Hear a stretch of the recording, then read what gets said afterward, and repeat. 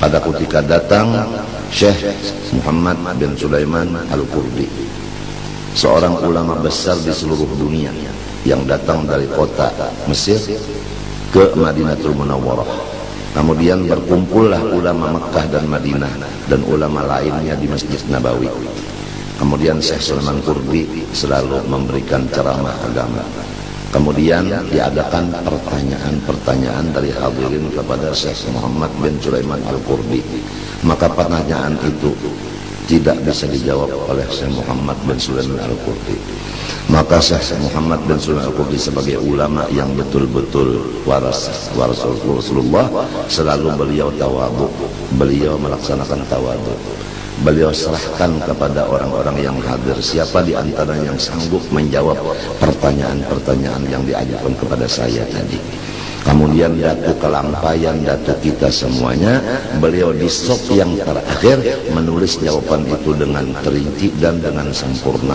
Jawaban tadi diserahkan kepada sop yang di muka sampai kepada yang di tengah-tengah, yaitu Syekh Sulaiman Al-Qurdi. Kemudian saya melihat jawaban itu, masya Allah, betul, tidak bisa lagi diapa-apai. Kemudian saya Sulaiman menanyakan siapa yang menulis yang menjawab ini. Lalu ditanyakan ini yang paling di belakang ini Muhammad Arsyad dari mana? Dari Banjar. Disitulah digelar Al-Banjari. Sebetulnya kalau menurut silsilahnya yang ditulis oleh cucu beliau sendiri, yaitu Datuk Muhammad Al-Khatib, wa kana Abdullah Banjar hada Hindian mansa'an wa Banjaran Lukgabang Manjaran maskanan wa qabran wa kana mahbuban inda sultan. Di situ ada tulisan daripada cucu beliau yang tidak pernah berdusta. Ini Datuk Muhammad Al-Khatib tidak pernah berdusta.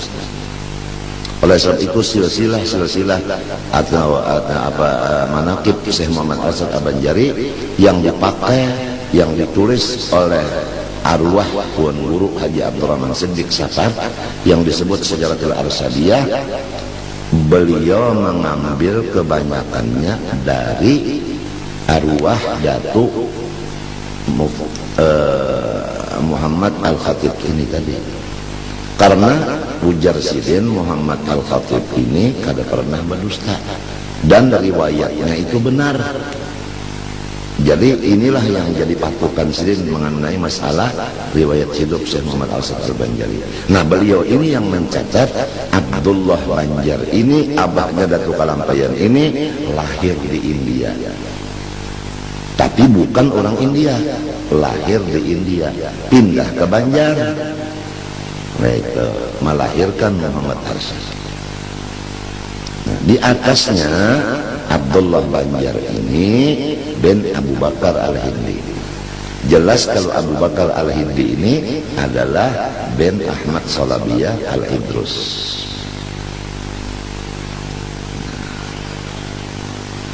Tapi karena orang-orang dahulu itu tidak membicarakan masalah nasab karena takut fakhar, maka ditutup yang demikian itu, sehingga yang tersebar yang di Madinah ini tadi, yaitu dari mana kamu? Dari Banjar, Al-Banjari. Begitulah. Jadi laqab Al-Banjari itu waktu ini terjadinya. Jadi kita harus tahu tarikh-tarikhnya. Itu laqab. Gelar itu tarikhnya kapan, waktu apa.